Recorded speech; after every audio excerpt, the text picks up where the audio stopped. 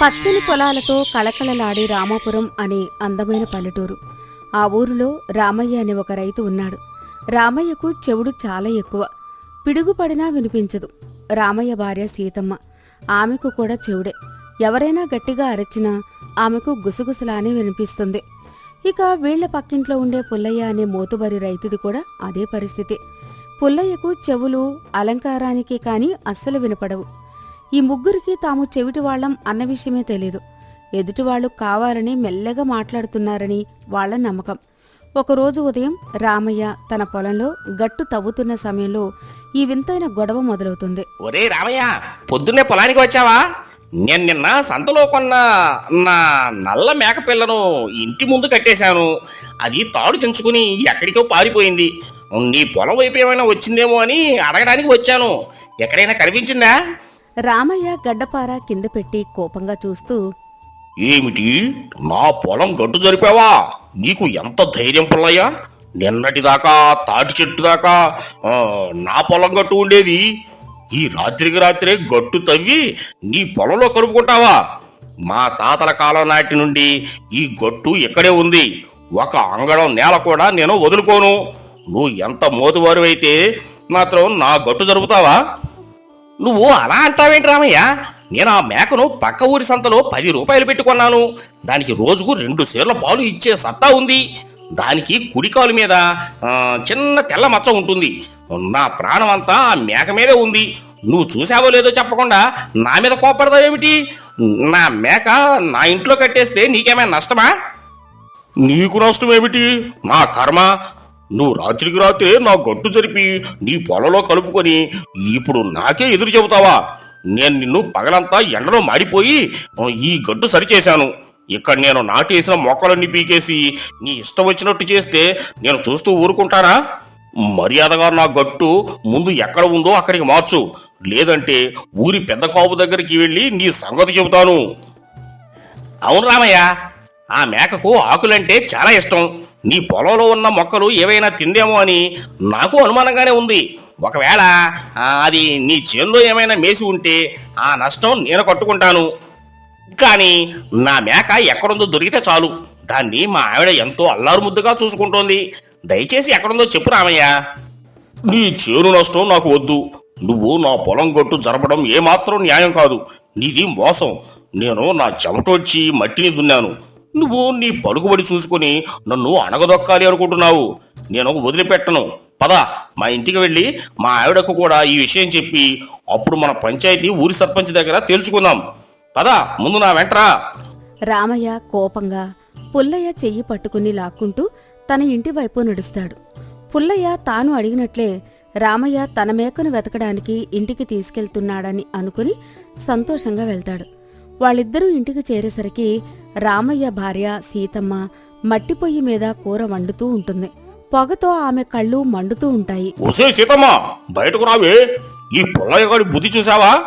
రాత్రికి రాత్రే మన పొలం గట్టు తవ్వి వాడి పొలంలో కలుపుకున్నాడు. అడిగితే నన్నే బెదిరిస్తున్నాడు. వీడి సంగతి ఈ రోజే తేల్చాలి. వీడిని పట్టుకుని రచ్చబడే దగ్గరికి తీసుకువెళ్దాం పదా. సీతమ్మ గారు, మీ ఆయన్ని ఎంత అడిగినా చెప్పడం లేదు. నా నల్ల మేకపిల్ల తప్పిపోయింది.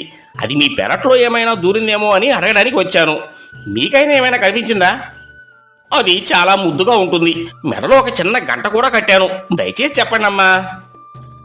సీతమ్మ చేతిలో గరిట పట్టుకుని కోపంగా బయటికి వచ్చి, ఏంటి, కూరలో ఉప్పు ఎక్కువైందా? నేను ఉదయం కోడి కుయ్యకముందే నిద్రలేచి వాగుకు వెళ్లి బిందెలతో నీళ్లు మోసుకొచ్చాను. ఆ తర్వాత రోలు కడిగి పసుపు కొమ్ములు దంచి కారం నూరి ఈ వంట చేశాను. ఎండలో కట్టెలు కొట్టుకు వచ్చి ఈ మట్టి పొయ్యి ముందు కూర్చొని కళ్ళు కాలిపోతుంటే వంట చేస్తే కూరలో ఉప్పు ఎక్కువైందని పక్కింటి వాళ్లను పిలిచి మరీ నన్ను అవమానిస్తారా? ఎంత ధైర్యం మీకు? అవును సీతమ్మా, నువ్వు చెప్పింది నిజమే. వీడు కావాలని చేశాడు. వీడి పొలం పక్కన మన పొలం ఉండకూడదని వీడి ఏడుపు. నేను ఎంత కష్టపడి పొలం దున్నాను. మన ఎద్దులు 2 రోజుల నుంచి ఎంత కష్టపడుతున్నాయి. అయినా వీడికి కొంచెం కూడా జాలి లేదు. గట్టు జరిపేసి నా నోట్లో మట్టి కొట్టాడు. ఈ రోజు వీడి అంతు చూడాల్సిందే. నా నోట్లో మట్టి నేనెందుకు కొట్టుకుంటానండి? మా పుట్టింటి వాళ్ళు నాకు ఏ లోటు చేయలేదు. పెళ్లిలో మీకు 5 తులాల బంగారం పెట్టి నన్ను పంపించారు. ఇక్కడికి వచ్చాక నేనే పని చేయలేదు.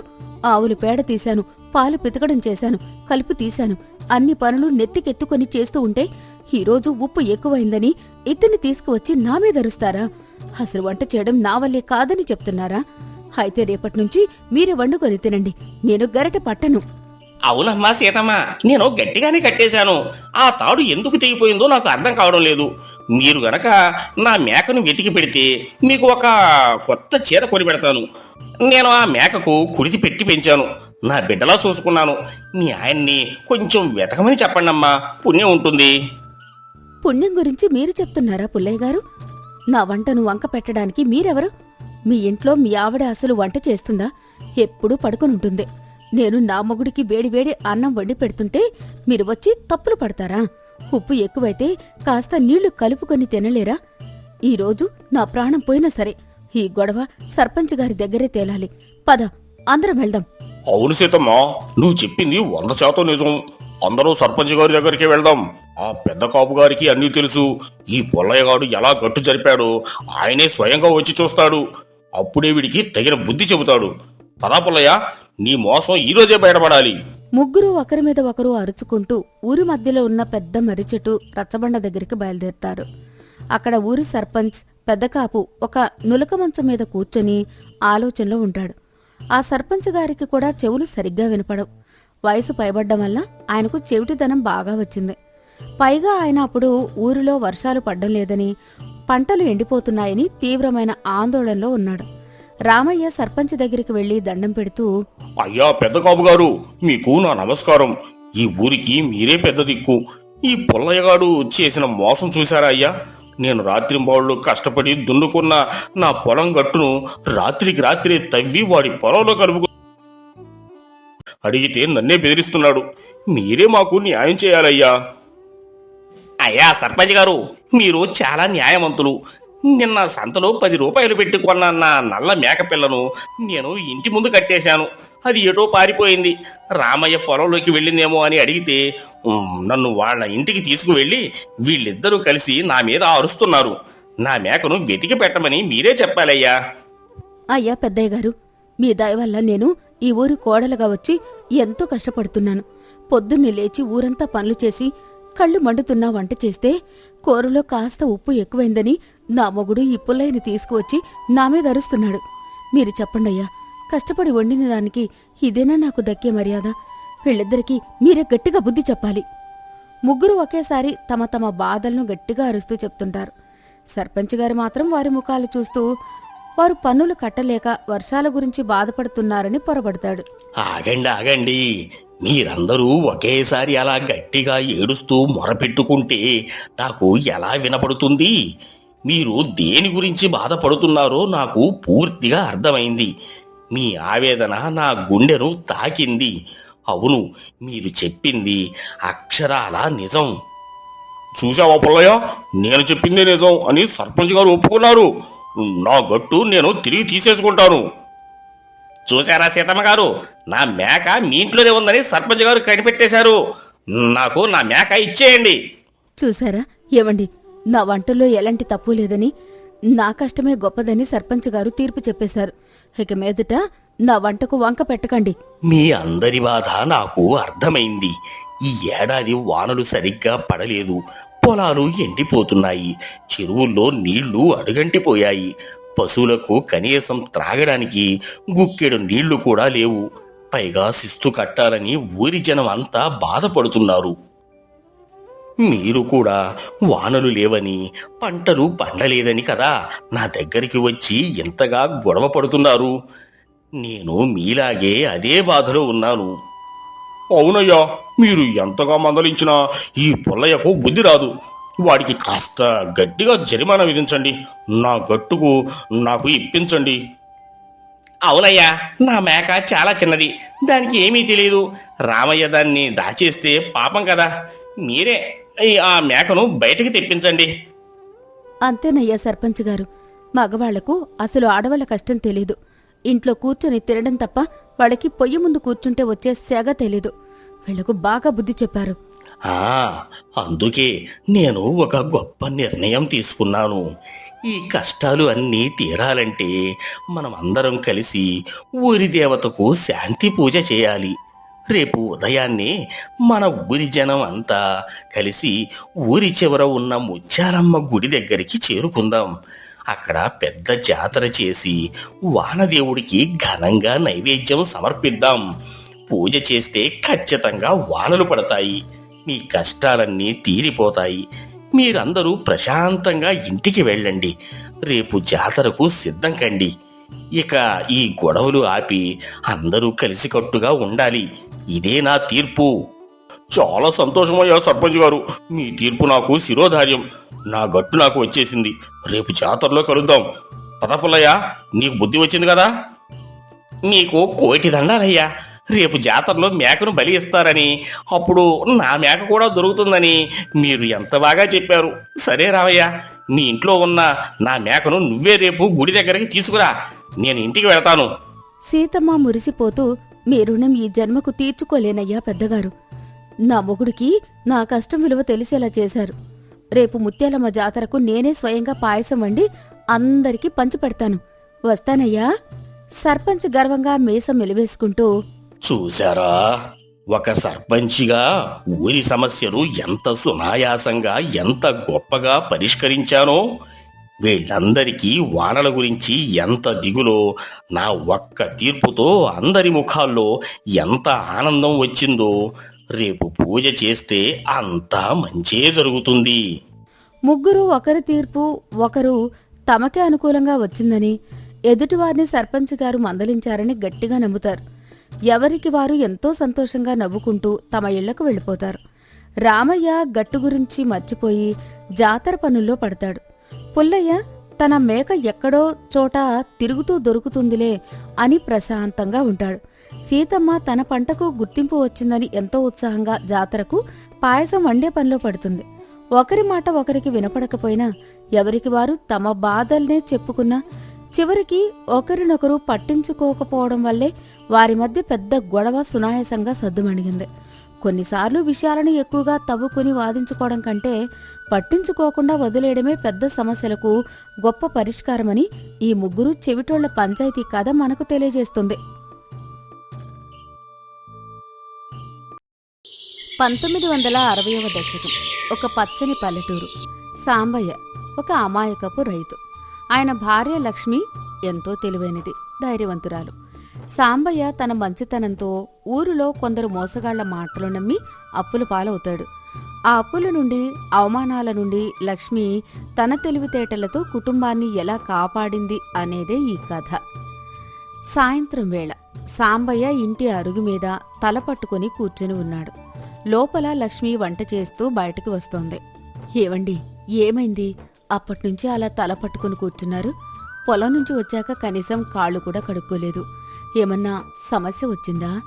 ఏం చెప్పమంటావు లక్ష్మి, అంతా నా స్వయంకృతాపరాధం. ఆ అప్పలరాజు మాటలు నమ్మి పెద్ద తప్పు చేశాను. ఇప్పుడు ఆ అప్పు కొండలా పెరిగిపోయింది. అప్పలరాజా? ఆయన దగ్గర అప్పెందుకు చేశారు? మన దగ్గర ఉన్న పొలం పనులు సరిగ్గా సాగుతున్నాయి కదా? అదే కదా నా తెలివి తక్కువతనం. పట్టణంలో ఏదో కొత్త రకం వ్యాపారం వస్తుందని, అందులో పెట్టుబడి పెడితే ఏడాదిలో రెట్టింపు అవుతుందని చెప్పాడు.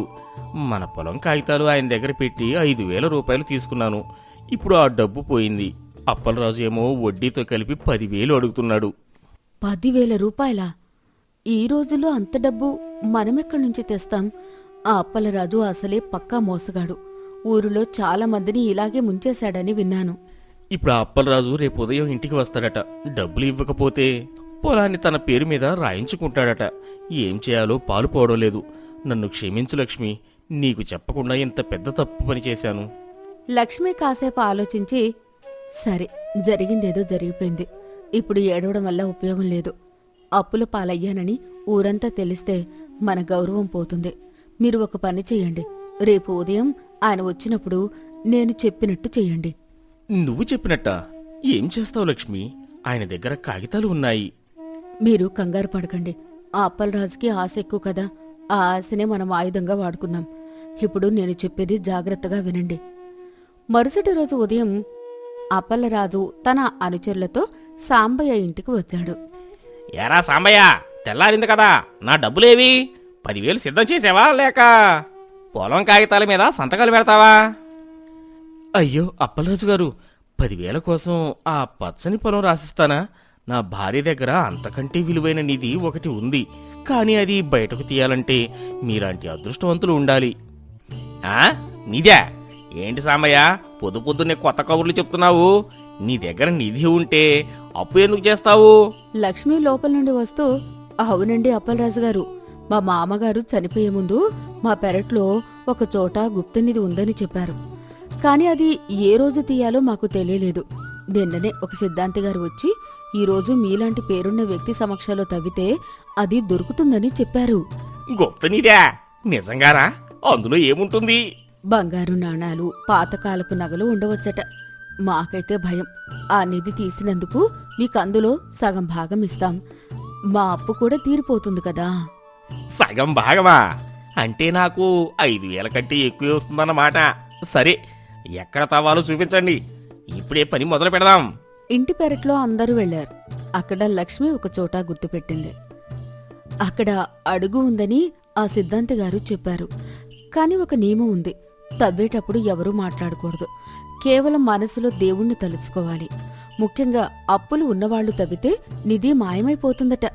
అందుకే అప్పలరాజు గారు, మీరు మీ మనుషులు తవ్వండి. సరే సరే, అలాగే చేద్దాం. రేయ్, పని మొదలెట్టండి రా. అప్పలరాజు మనుషులు గంటల తరబడి తవ్వుతున్నారు. సాంబయ్య, లక్ష్మి పక్కన కూర్చొని నవ్వుకుంటున్నారు. మధ్యాహ్నమైంది. ఎండ ముదిరింది. ఏంటి సాంబయ్య, 5 అడుగులు తవ్వాం, ఇంకా ఏమీ తగలడం లేదు. నువ్వు నన్ను మోసం చేయడం లేదు కదా? అయ్యో అప్పలరాజు గారు, ఎంత మాట అన్నారు? గుప్తనిధి అంటే అలా పైన ఉంటుందా? అది పాతకాలపు రాజవంశీయులది. ఇంకొంచెం లోతుగా తవ్వండి. మీ అదృష్టం పండితే ఈ ఊరిలోనే మీరు పెద్ద కోటీశ్వరులవుతారు. అవును నిజమే, తవ్వండిరా, అసలు ఆగకండి. సాయంత్రమైంది. సుమారు 8 అడుగుల గొయ్యి తీశారు. అప్పలరాజు మనుషులు అలసిపోయారు. నా వల్ల కావడం లేదు సాంబయ్య, ఇక్కడ ఏమీ లేదు, నాకు అనుమానంగా ఉంది. ఒక్క నిమిషం ఆగండి. కింద ఏదో తగులుతున్నట్టుంది, చూడండి. లక్ష్మి ముందుగానే అక్కడ ఒక చిన్న మట్టి కుండ పెట్టి ఉంటుంది. దొరికింది దొరికింది, ఇదిగో కుండ ఉంది. అప్పలరాజు ఆ కుండను బయటకు తీసి మూత తీశాడు. అందులో కేవలం పాత రాగి నాణాలు, కొన్ని గవ్వలు ఉన్నాయి. ఏంటిది? ఇందులో కేవలం రాగి బిళ్ళలు ఉన్నాయి, బంగారం ఏది? నగలేవి? లక్ష్మి బాధగా నటిస్తూ, అయ్యో, అంటే మా మామగారు దాచింది ఇదేనా? రాగి నాణాలా? మా అదృష్టం ఇలా ఉంది. కాని అప్పలరాజు గారు, మీకు ఒక విషయం చెప్పాలి. ఈ రాగి నాణాలు ఈ కాలపువి కావు. వీటిని పట్టణంలో పురావస్తు శాఖ వాళ్లకు చూపిస్తే ఒక్కొక్క నాణానికి 100 రూపాయలు ఇస్తారట. మన దగ్గర 100 నాణాలున్నాయి అంటే 10,000 రూపాయలు. నిజంగానా? 10,000? అయితే ఇవి నాకే ఇచ్చేయి, మన అప్పు సరిపోయింది అనుకుందాం. నీ పొలం కాగితాలు నీకు ఇచ్చేస్తాను. అయ్యో అప్పలరాజు గారు, 10,000 విలువైన నాణ్యాలు మీకు ఇచ్చేసి మా అప్పు తీర్చేసుకోవడం మీకు లాభమే కదా. మాకు సగం ఇస్తామన్నారు కదా. అదేం కుదరదు సాంబయ్య, గంటల తరబడి నా మనుషులు తవ్వారు, ఎండలో నేను నిలబడ్డాను. ఈ నాణ్యాలు నాకే కావాలి. ఇదిగో నీ కాగితాలు, మనకింకా అప్పుతో సంబంధం లేదు. కాగితాలు విసిరేసి నాణాల కుండ పట్టుకుని అప్పలరాజు వెళ్ళిపోయాడు. అప్పలరాజు వెళ్ళిపోగానే సాంబయ్య, లక్ష్మి గట్టిగా నవ్వడం మొదలుపెట్టారు. లక్ష్మి, నువ్వసలు సామాన్యురాలివి కాదు. ఆ రాగి నాణాలు ఎక్కడివి? ఆ కుండ అక్కడికి ఎలా వచ్చింది? ఏమండి, ఆ రాగి నాణాలు మా నాటక మీద పాత సామాన్లలో ఉన్నాయి. ఆ కుండ నిన్న రాత్రి మీరు నిద్రపోయాక నేనే అక్కడ గుంత తీసి పాతిపెట్టాను. అప్పలరాజుకి ఆశ ఎక్కువ కదా, ఆ ఆశ వాడి కళ్ళు కప్పేలా చేసింది. కాని ఆ నాణాలు పనికిరావు కదా, వాడు మళ్ళీ వస్తే ఎలా? వాడు మళ్ళీ వచ్చేలోపు మనం మన పొలం కాగితాలను జాగ్రత్తగా బ్యాంకులో పెట్టి సరైన పద్ధతిలో రుణం తీసుకుందాం. వాడు ఆ రాగి నాణాలను మార్చలేడు, ఎందుకంటే అవి చల్లనివని వాడికి తెలియడానికి చాలా రోజులు పడుతుంది. ఈలోపు మనం అప్రమత్తంగా ఉందాం. లక్ష్మి, నీ తెలివితేటలు చూస్తుంటే నాకు గర్వంగా ఉంది. భర్త తప్పు చేసినప్పుడు భార్య ఇలాగే అండగా ఉంటే ఏ సంసారమైనా నిలబడుతుంది. కొన్ని రోజుల తర్వాత అప్పలరాజుకు విషయం తెలిసిందే. ఆయన కోపంతో సాంబయ్య ఇంటికి వచ్చాడు. సాంబయ్య, ఒరే సాంబయ్య, నన్ను మోసం చేస్తావా? ఆ నాణాలు చెత్తబుట్టలో వేయడానికి కూడా పనికిరావు. అవి ఈ కాలంవి కావు. సరే, అసలు అవి ఏ కాలంవి కూడా కావట. నన్ను మోసం చేసినందుకు నిన్ను ఊరి పెద్దల దగ్గరికి తీసుకెళ్తాను. అప్పలరాజు గారు, ఊరి పెద్దల దగ్గరికి వెళ్దాం రండి. అప్పిచ్చిన 5,000కు 10,000 వడ్డీ అడగడం ధర్మమా అని వాళ్ళనే అడుగుదాం. అలాగే సాంబయ్య గారిని మోసం చేసి సంతకాలు తీసుకున్న విషయం కూడా చెప్దాం. నిధి దొరుకుతుందని ఆశపడి మీరు తవ్వారు. గొయ్యిలో కుండ దొరికింది. మీరే ఇష్టపడి తీసుకున్నారు. ఇందులో మా తప్పేముంది? అది అది చూడండి అప్పలరాజు గారు, జరిగింది ఎవరికి తెలియకూడదంటే మీరు ప్రశాంతంగా వెళ్ళిపోండి. లేదంటే ఊరిలో మీ పరువు పోతుంది. మోసగాణ్ణి ఇంకొకరు మోసం చేశారని అందరూ నవ్వుకుంటారు. సరే సాంబయ్య, నీ పెళ్ళాం చాలా తెలివైంది. నన్ను బురిడీ కొట్టించింది. ఇక మీదట నీ జోలికి రాను అని అక్కడి నుండి కోపంగా వెళ్ళిపోయాడు. సాంబయ్య ఊపిరి పీల్చుకున్నాడు. లక్ష్మి వైపు కృతజ్ఞతగా చూశాడు. లక్ష్మి, ఈ రోజుతో నా అప్పుల బాధ, భయం అన్నీ పోయాయి. నీ వల్ల నా గౌరవం దక్కింది. ఏమండి, తెలివైన మొగుడు ఉండడం ఎంత ముఖ్యమో సమయస్ఫూర్తి ఉన్న పెళ్ళాం ఉండడం అంతకంటే ముఖ్యం. ఇక నుంచి ఎవరి మాటలు నమ్మి ఇలాంటి పిచ్చి పనులు చెయ్యకండి. మన కష్టం మనల్ని కాపాడుతుంది. అలాగే లక్ష్మి, ఇక నుంచి నీకు చెప్పకుండా ఏ పని చేయను. మన పొలం, మన శ్రమ, ఇదే మన నిజమైన నిధి. సాయంత్రం వేళ ఊరి రచ్చబండ దగ్గర గ్రామస్తులు మాట్లాడుకుంటున్నారు. ఏమండోయ్, విన్నారా? అప్పలరాజు గారు సాంబయ్య పెరట్లో నిధి కోసం తవ్వి ఆభాసుపాలయ్యారట. సాంబయ్య పెళ్ళం ఆయన్ని బలి ఆట ఆడించిందట. అవును స్వామి, లక్ష్మమ్మ చాలా గడుసుది.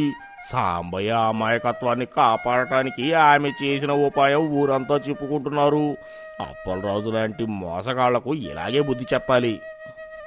చూశారా, సంసారంలో భార్యాభర్తలు ఇలాగే ఒకరికొకరు అండగా ఉండాలి. సమస్య వచ్చినప్పుడు కుంగిపోకుండా తెలివితో ఆలోచిస్తే పరిష్కారం దొరుకుతుందని లక్ష్మి నిరూపించింది. మరుసటి రోజు ఉదయం పొలానికి వెళ్తున్న సాంబయ్యను గ్రామస్తులు పలకరిస్తున్నారు. యారా సాంబయ్య, ఏంటి విశేషాలు? నిధి ఏమన్నా దొరికిందా ఏంటి? దొరికింది సోమయ్య. నా ఇంట్లోనే ఒక గొప్ప నిధి ఉంది. అది నా భార్య లక్ష్మి. ఆమె తెలివితేటలే నా ఆస్తి. చాలండి పొగడ్తలు. పొలం పనులకు వెళ్ళండి. ఈసారి పంట బాగా పండించి ఆ అప్పును నిజాయితీగా తీర్చేద్దాం. తప్పకుండా లక్ష్మి. మన కష్టం మీద వచ్చే ప్రతి పైసా మనకు ఆనందాన్ని ఇస్తుంది. పదండి, అందరం కలిసి పనిచేద్దాం. సాంబయ్య, లక్ష్మి పొలంలో పనిచేస్తున్నారు. సూర్యుడు మెల్లగా ఉదయిస్తున్నాడు. పల్లెటూరు ప్రశాంతంగా ఉంది. ఏమండి, ఆ గట్టు మీద కొంచెం మట్టి వేయండి. నీళ్లు వృధా కాకూడదు. వేస్తున్నాను లక్ష్మి. నువ్వు చెప్పినట్టు చేస్తే మన పొలంలో బంగారం పండుతుంది. సంసారం అన్నాక కష్టసుఖాలు వస్తుంటాయి. కాని మనం కలిసి ఉంటే, ఒకరినొకరు నమ్ముకుంటే ఏ శక్తి మనల్ని విడదీయలేదు. నిజమే లక్ష్మి. ఈ అప్పుల గొడవ నాకు ఒక గొప్ప పాఠం నేర్పింది. భార్యాభర్తల మధ్య నమ్మకమే అసలైన పునాది. కాలం గడిచింది. సాంబయ్య దంపతులు కష్టపడి పనిచేసి అప్పులన్నీ తీర్చేశారు. ఊరిలో అందరూ వారిని గౌరవిస్తున్నారు. సాంబయ్య, ఈ రోజు నువ్వు అప్పులన్నీ తీర్చేసి రుణం విముక్తులు అయ్యావు. నీ కష్టం కంటే నీ భార్య లక్ష్మి చూపే మార్గం నిన్ను ఇక్కడికి చేర్చింది. అవును నాన్నగారు, లక్ష్మి నా జీవితంలోకి రావడం నా అదృష్టం. ఆమె లేకపోతే నేను ఈరోజు వీధిన పడేవాణ్ణి. మామగారు, సంసారం అనేది ఒక బండి లాంటిదే. 2 చక్రాలు సమానంగా సరైన దిశలో సాగితేనే గమ్యం చేరుతాం. మేము ఆ మార్గంలోనే సాగుతున్నాం. ఎంత బాగా చెప్పావమ్మా లక్ష్మి. నీలాంటి కోడలు ఉన్న ఇల్లు ఎప్పుడూ నందనవనంలాగానే ఉంటుంది. కథ యొక్క నీతి, మోరల్ ఆఫ్ ద స్టోరీ: భార్యాభర్తల మధ్య నమ్మకం మరియు పరస్పర సహకారం ఉంటే ఎటువంటి క్లిష్ట పరిస్థితులనైనా ఎదుర్కోవచ్చు. మగవాడు తప్పు చేసినప్పుడు భార్య తన తెలివితేటలతో అతనికి అండగా నిలిచి సమస్యను పరిష్కరిస్తే ఆ కుటుంబం సురక్షితంగా ఉంటుంది. మోసగాళ్లను వాళ్ల ఆశతోనే ఓడించవచ్చు అని ఈ కథ నిరూపిస్తుంది.